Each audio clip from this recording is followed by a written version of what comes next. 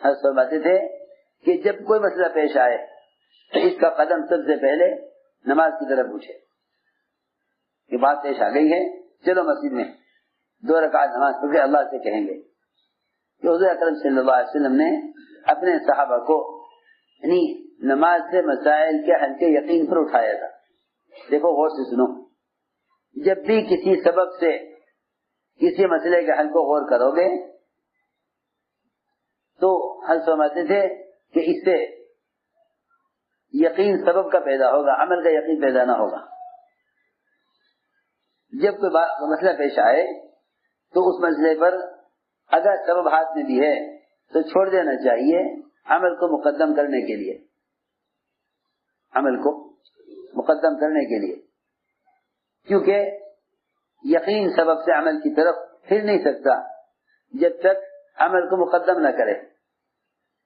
جس چیز کو مقدم کرے گا اس پر یقین ہوگا، جس چیز کو مقدم کرے گا اس پر یقین ہوگا۔ اگر یقین عمل پر ہے تو اسباب کی حیثیت یعنی اسباب کی حقیقت کھل جائے گی اس پر کہ اسباب کتنے ناکارہ اور اسباب وعدوں سے کتنے خالی ہیں، اسباب کتنے غیر یقینی ہیں، ان کا غیر یقینی ہونا عمل سے کھلے گا۔ اس لیے فرمایا کہ اسباب اور اعمال کو یقین میں جمع مت کرو، حضرت کا ملفوظ ہے کہ اسباب اور اعمال کو یقین میں جمع نہ ہونے دینا، اسباب اور اعمال کو یقین میں جمع نہ ہونے دینا، کیونکہ یہ دونوں چیزیں جمع نہیں ہو سکتی یقین میں، کیونکہ اسباب بالکل غیر یقینی ہیں اور نماز بالکل یقینی ہے۔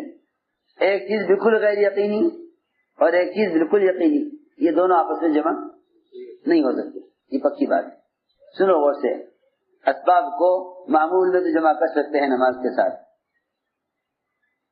یہ ایک آدمی نماز سے ہی مسائل کو حل کرواتا ہے، لیکن یہ اسباب بھی اختیار کرتا ہے، یہ تو ٹھیک ہے،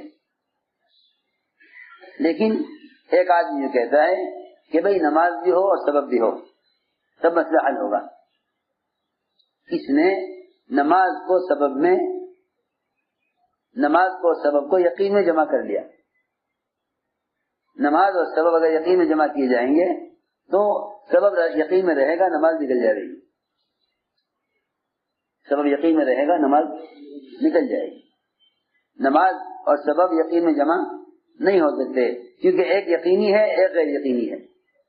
میں اس کی بات نقل کر رہا، ہم سمجھتے تھے ایک چیز یقینی ہے دوسری چیز غیر یقینی ہے، دونوں آپس میں جمع نہیں ہو سکتے۔ اگر یہ کہے گا کہ بھئی نماز بھی یقینی ہے سبب بھی یقینی ہے تو سمجھتے کہ پھر سبب کا یقین ہوگا، نماز کا یقین نہ ہوگا۔ اس لیے اعمال کی طرف بلاؤ اسباب کے مقابلے میں، یوں دعوت دیا کرو کہ اللہ کی قدرت وعدوں کے ساتھ ہے، وعدے حکموں کے ساتھ ہے۔ اللہ کی قدرت وعدوں کے ساتھ ہے، وعدے حکموں کے ساتھ ہے، کہ اللہ کی قدرت وعدوں کے ساتھ ہے، وعدے حکموں کے ساتھ ہیں۔ اسباب کے ساتھ قدرت بھی نہیں ہے، وعدہ بھی نہیں ہے۔ اس لیے فرماتے تھے کہ سبب اور نماز یقین میں جمع نہیں ہو سکتے، سبب اور نماز یقین میں جمع نہیں ہو سکتے۔ ایک صحابی نے عرض کیا حضور اکرم صلی اللہ علیہ وسلم سے کہ یا رسول اللہ میں تجارت کے لیے بحرین جانا چاہتا ہوں۔ فرمایا پہلے 2 رکعت نماز پڑھ لو، پہلے 2 رکعت نماز پڑھ لو۔ نماز کو یقین پر لانے کے لیے اسباب کو مؤخر کرنا ہوگا، اس لیے اسباب کا مؤخر کرنا ہے عمل پر یقین لانا، اسباب کو چھوڑنا نہیں ہے، اسباب کو چھوڑنا نہیں ہے، البتہ مؤخر کرنا ہے۔ دونوں چیزیں الگ الگ ہیں، اسباب کو ترک کرنا یا اسباب کو مؤخر کرنا۔